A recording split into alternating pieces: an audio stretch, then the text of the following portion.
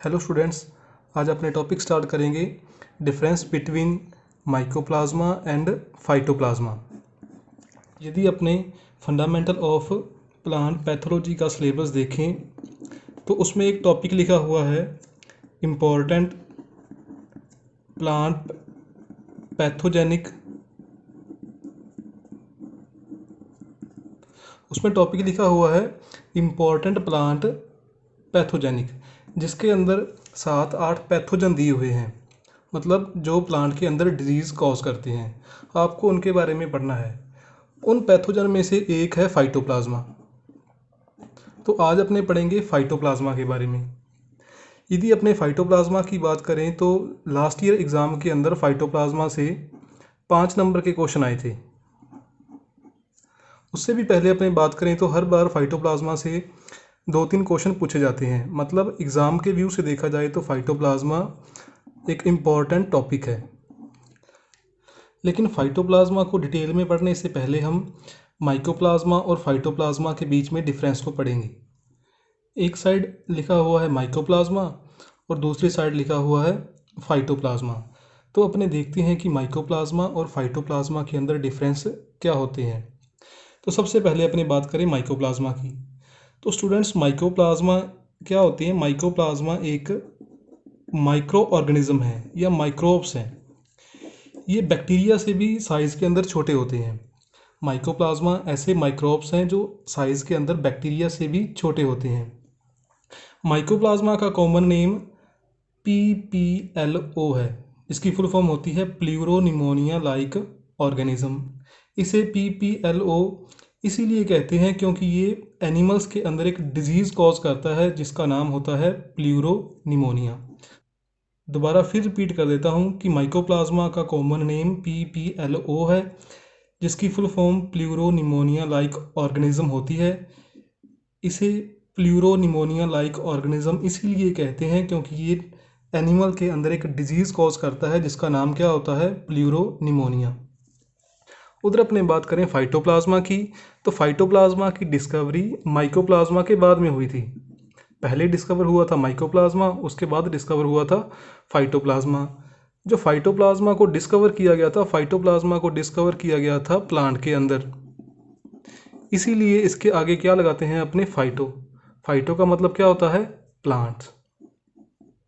Phytoplasma plants के अंदर disease cause करता है। लेकिन जब इसकी डिस्कवरी हुई थी तो फाइटोप्लाज्मा की स्ट्रक्चर माइकोप्लाज्मा जैसी ही थी। इसीलिए फाइटोप्लाज्मा का कॉमन नेम होता है MLO, मतलब माइकोप्लाज्मा लाइक ऑर्गेनिज्म या माइकोप्लाज्मा जैसे जीव। जो संरचना में तो माइकोप्लाज्मा जैसे ही हैं, लेकिन वो डिजीज़ किसके अंदर कॉज करते हैं? प्लांट्स के अंदर। इसीलिए उनका नाम क्या हो गया? फाइटोप्लाज्मा। सेकंड डिफरेंस है जो अपने अभी बात की थी कि माइकोप्लाज्मा सिर्फ और सिर्फ किसके अंदर डिजीज़ कॉज करता है? एनिमल और ह्यूमंस के अंदर, या कुछ एग्जांपल अपने को देखने में मिल सकते हैं प्लांट्स के अंदर। लेकिन जो फाइटोप्लाज्मा है वो सिर्फ और सिर्फ प्लांट्स के अंदर ही डिजीज़ कॉज कर सकता है, एनिमल्स के अंदर वो डिजीज़ कॉज नहीं करता। थर्ड डिफरेंस देखें अपने, आता है सेल शेप कि जो माइकोप्लाज्मा की जो सेल है उसकी शेप या तो फिलामेंटस लाइक होती है या होती है कोकोइड या कोकस लाइक। और जो फाइटोप्लाज्मा है, फाइटोप्लाज्मा की सेल की शेप होती है स्फेरिकल। फिर नेक्स्ट आता है फोर्थ डिफरेंस। ये सबसे इम्पोर्टेंट डिफरेंस है। ये क्वेश्चन कई बार एग्जाम के अंदर पूछा गया है ट्रू फॉल्स के अंदर। तो अपने देखते हैं फोर्थ डिफरेंस। इस साइड लिखा हुआ है कि mycoplasma can be grow in cell free medium या आर्टिफिशियल मीडियम। मतलब जो माइकोप्लाज्मा की सेल होती है उसे अपने एनिमल की सेल के बाहर भी आर्टिफिशियल मीडियम में ग्रो करवा सकते हैं। मतलब माइकोप्लाज्मा एनिमल के अंदर डिजीज़ कॉज करता है। यदि उसे अपने एनिमल की सेल से बाहर भी निकालने और लैब के अंदर उसे अपने कल्चर करें तो उसकी अपने ग्रोथ करवा सकते हैं। लेकिन उधर अपने देखें फाइटोप्लाज्मा, तो फाइटोप्लाज्मा की ग्रोथ सिर्फ और सिर्फ प्लांट के अंदर ही हो सकती है। प्लांट के बाहर उसे अपने आर्टिफिशियल मीडिया के अंदर, मतलब लैब के अंदर ग्रो नहीं करवा सकती। तो ये लाइन सबसे इम्पॉर्टेंट है, एग्ज़ाम के अंदर ट्रू फॉल्स के अंदर कई बार पूछी गई है। क्वेश्चन पूछा जाता है कि क्या फाइटोप्लाज्मा को आर्टिफिशियल मीडिया के अंदर ग्रो करवा सकते हैं? तो आपका आंसर क्या होगा कि ये लाइन फॉल्स है, इसे अपने आर्टिफिशियल मीडिया के अंदर ग्रो नहीं करवा सकते।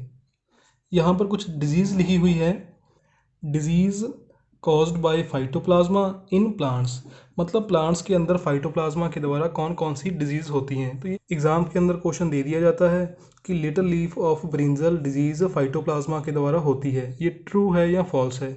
तो ये क्या होगा? ट्रू। तो जितनी भी फाइटोप्लाज्मा के द्वारा जो प्लांट्स में इम्पॉर्टेंट डिजीज़ होती हैं जो फेमस हैं, तो वो आपको पता होनी चाहिए। वो क्वेश्चन के अंदर, वो एग्ज़ाम के अंदर पूछी जा सकती हैं आपसे ट्रू फॉल्स क्वेश्चन के अंदर। तो ये कुछ एग्जांपल मैंने लिखे हुए हैं, इनको आप लिख सकते हो।